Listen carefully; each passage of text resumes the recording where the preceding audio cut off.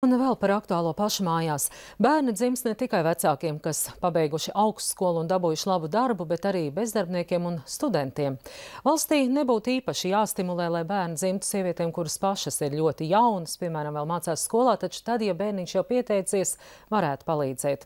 Studentus apvienojošās organizācijas uzskata, demografiskās situācijas uzlabošanā valstī ir lielas iespējas palīdzēt studējošiem vecākiem.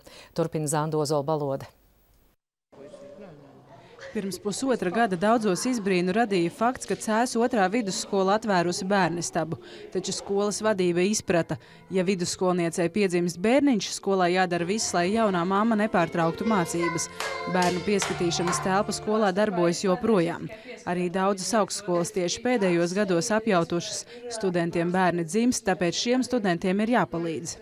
Kad vēl nebija bērnistam, bija redzams, ka par fakultātes koridoriem skrien bērni. Mēs sapratām, ka ir vecākiem grūtības, tas, ka viņiem ir ārpus auditorijas, viņi jāpieskata vai jāizdomā, kur viņus likt. Un mēs sapratām, ka tas ir rādītājs, ka ir nepieciešama bērnistaba. Laura pati piedalījusies nevien citu studentu bērnu auklēšanā, bet arī pašas bērnistabas remontēšanā. Šī ir viena no 2 Latvijas Universitātes bērnu istabām. Šovakar gan tukša, jo janvāris ir eksāmenu sesiju mēnesis. Ik mēnesi bērnu istabā nonāk aptuveni 30 bērni. Dienā parasti 2–3, bet krietni vairāk bērnu te ir sestdienās, kad bērnu dārzi ir slēgti.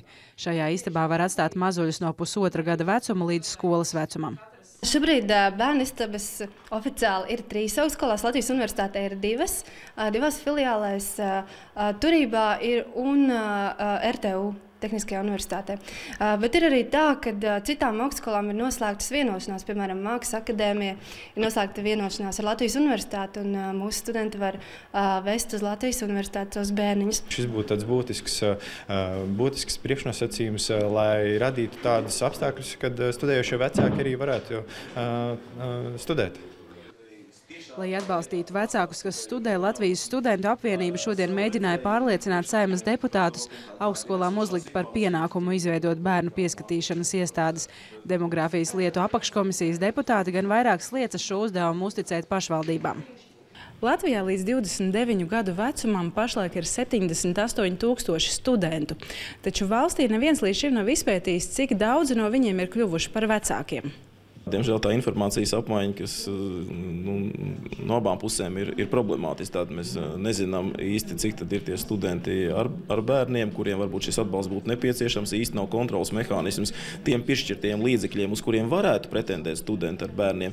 Viņi varbūt nemaz nezina to, jo līdzekļi paliek pāri.